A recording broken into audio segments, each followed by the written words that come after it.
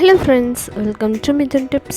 இன்னைக்கு நம்ம ஒரு கப் அவல் அதுக்கப்புறம் 2 முட்டை வச்சு ரொம்பவே சிம்பிளான அண்ட் ஈஸி டேஸ்டியான எக் அவல் உப்புமா வந்துட்டு எப்படி செய்யலாம்னு பார்க்கலாம். இந்த ரெசிபி பார்த்திங்கன்னா ரொம்ப சீக்கிரமாக செய்யக்கூடிய ஒரு ரெசிபி தான். இதை எப்படி செய்கிறதுன்னு பார்க்குறதுக்கு முன்னாடி நம்ம சேனல் நீங்கள் சப்ஸ்கிரைப் பண்ணலைன்னா மறக்காமல் சப்ஸ்கிரைப் பண்ணிக்கோங்க. வாங்க வீடியோக்குள்ளே போகலாம். இந்த ரெசிபி செய்கிறதுக்கு ஒரு கப் அளவுக்கு சிவப்பு அவல் எடுத்திருக்கேன். இது ஒரு பாத்திரத்தில் கொட்டிக்கலாம்.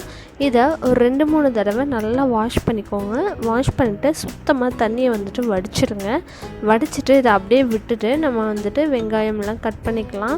அதுக்கப்புறம் நம்ம சமைக்கவும் ஆரம்பிச்சிடலாம். அதுக்குள்ளே இது வந்துட்டு சாஃப்டாக ஊறிடும். தண்ணி கொஞ்சம் கூட இல்லாத மாதிரி பார்த்துக்கோங்க.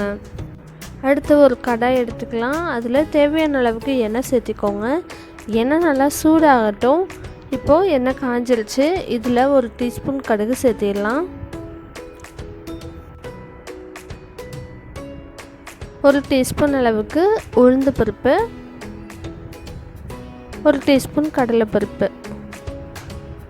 இது எல்லாமே பார்த்திங்கன்னா நல்லா பொரியட்டும்.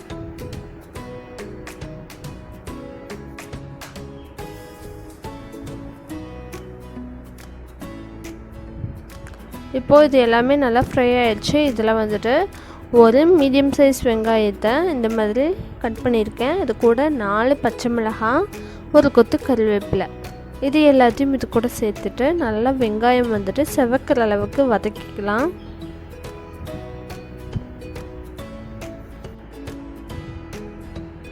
இப்போது வெங்காயம் நல்லா வதங்கிடுச்சு. காரத்துக்கு நம்ம பச்சை மிளகாய் மட்டும்தான் சேர்த்திக்கிறோம், வேறு எதுவும் சேர்த்திக்க போகிறது கிடையாது. ஸோ இன்னும் ஸ்பைஸியாக வேணும்னா காரம் சேர்த்திக்கோங்க. அடுத்தது வந்துட்டு நம்ம முட்டையை உடச்சி ஊற்றிடலாம். வெங்காயம் நல்லா வதங்கினதுமே நம்ம அதில் வந்துட்டு 2 முட்டை ஆட் பண்ணிக்கலாம். இப்போது ஒரு கப் அவலுக்கு நான் 2 முட்டை எடுத்திருக்கேன். நீங்கள் வேணும்னா கூடவோ குறைச்சலாவோ நம்ம சேர்த்திக்கலாம். இப்போ 2 முட்டையும் சேர்த்துக்கிட்டாச்சு. இது நல்லா வந்துட்டு ஒரு தடவை கலந்து விட்டுடலாம். இதுக்குள்ளே நம்ம உப்பையும் சேர்த்திடலாம். தேவையான அளவுக்கு உப்பு சேர்த்திக்கோங்க. அதிகமாக சேர்த்திட வேண்டாம். கொஞ்சம் குறைவாக இருந்தால் கூட பத்தலைன்னா ஆட் பண்ணிக்கலாம்.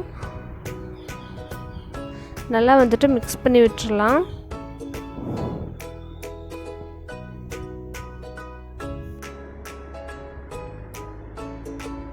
இது வந்துட்டு ஓரளவுக்கு திக்காயிடணும். ரொம்ப ஓவர் குக்காகவும் வேண்டியதில்லை. ஓரளவுக்கு குக் ஆனதும் இதில் நம்ம ஊற வச்சுருந்த சிவப்பு அவல் வந்துட்டு சேர்த்திடலாம். இப்போ பார்த்திங்கன்னா நல்லா ஊறிருக்கு, சாஃப்டாகவும் இருக்குது, உதிரியாகவும் இருக்குது. தண்ணியோடு ஊற வச்சுருந்தீங்கன்னா கண்டிப்பாக அது வந்துட்டு கொலன்னு போயிடும். அதனால் சுத்தமாக தண்ணி ட்ரைன் பண்ணிவிட்டு ஊற வச்சதுனால நல்லா பளபளப்பாக இருக்குது. இப்போ இதை நல்லா வந்துட்டு மிக்ஸ் பண்ணி விட்டுறலாம்.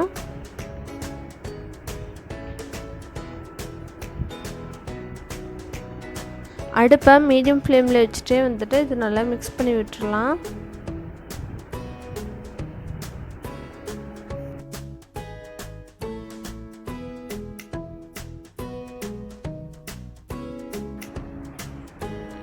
இப்போது இது எல்லாமே நல்லா குக் ஆயிடுச்சு.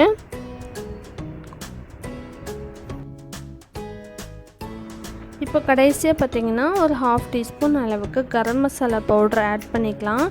இது வந்துட்டு இந்த உப்புமாக்கு இன்னுமே நல்ல ஒரு வாசனையும் சுவையும் கொடுக்கும்.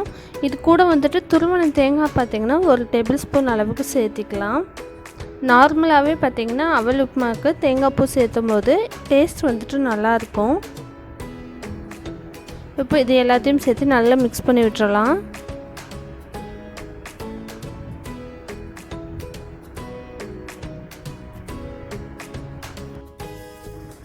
இப்போ ஃபைனலாக இதில் வந்துட்டு பொடியை நறுக்கி வச்சுருக்கிற மல்லித்தலையை வந்து தூவி அடுப்பை ஆஃப் பண்ணிடலாம்.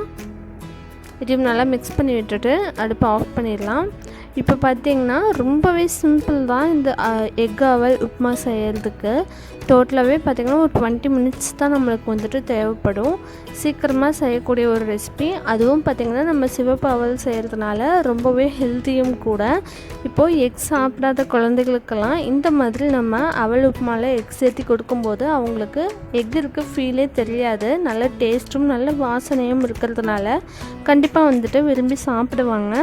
நீங்களும் உங்கள் வீட்டில் இந்த ரெசிபியை ட்ரை பண்ணி பார்த்துட்டு எப்படி வந்துச்சுன்னு சொல்லி கீழே கமெண்ட் பண்ணுங்கள். மறக்காமல் நம்ம சேனலில் இன்னும் நீங்கள் இல்லைனா கீழே இருக்க red colour subscribe button press பண்ணிக்கோங்க. அப்படி பக்கத்தில் இருக்க பெல் ஐக்கானும் ப்ரெஸ் பண்ணிக்கோங்க. அப்போ தான் நம்ம சேனலில் போடுற வீடியோஸ் நீங்கள் மிஸ் பண்ணாமல் பார்க்கலாம். தேங்க்ஸ் ஃபார் வாட்சிங்.